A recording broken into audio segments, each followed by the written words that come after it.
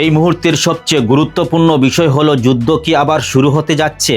ইসলামাবাদের বৈঠক ব্যর্থ, তার মানে আবারও শুরু হতে যাচ্ছে ভয়ঙ্কর যুদ্ধ। ঘণ্টা যেতে না যেতে ডোনাল্ড ট্রাম্পের সরকার ইরানকে কড়া হুঁশিয়ারি বার্তা দিয়ে আসছেন। ডোনাল্ড ট্রাম্প সত্যি কি ইরানকে ভয় পাচ্ছেন নাকি অন্য কিছু, জানবো আমরা আজকের এই ভিডিওতে।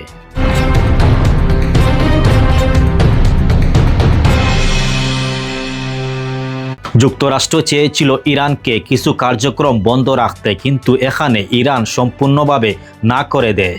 ইরানের এই অপমানটা ডোনাল্ড ট্রাম্প কোনোভাবেই সহ্য করতে পারছেন না।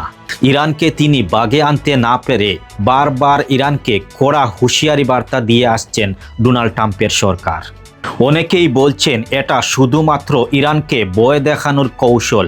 বিশ্ব জেনে গেছে ডোনাল্ড ট্রাম্প ইরানকে এখন কি করতে পারবে। এদিকে যত দিন যাচ্ছে ততই ইরান আরও শক্তিশালী হয়ে উঠছে। ইরান এখন নিজের প্রযুক্তি দিয়ে অনেক এগিয়ে যাচ্ছে, এমনকি আন্তর্জাতিক সহযোগিতাও পাচ্ছে চীন এবং রাশিয়ার মতো দেশগুলোর। ইরানের প্রভাব এখন অনেক জায়গায় ছড়িয়ে পড়েছে। তারা এখন আর ছোট শক্তি না, দিন দিন তাদের ফলোয়ার বাড়ছে। যুক্তরাষ্ট্রের সঙ্গে মোকাবেলা করার জন্য সম্পূর্ণ শক্তি ইরানের আছে, এতে কোনো সন্দেহ নেই। এখানে বিশেষজ্ঞরা বলছেন ইরানকে আর থামিয়ে রাখতে পারবে না যুক্তরাষ্ট্র। তাদের এই ক্ষমতা নয়, শুধুমাত্র ইরানকে ভয় দেখাতে পারবে, এর ঊর্ধ্বে আর কিছুই করতে পারবে না।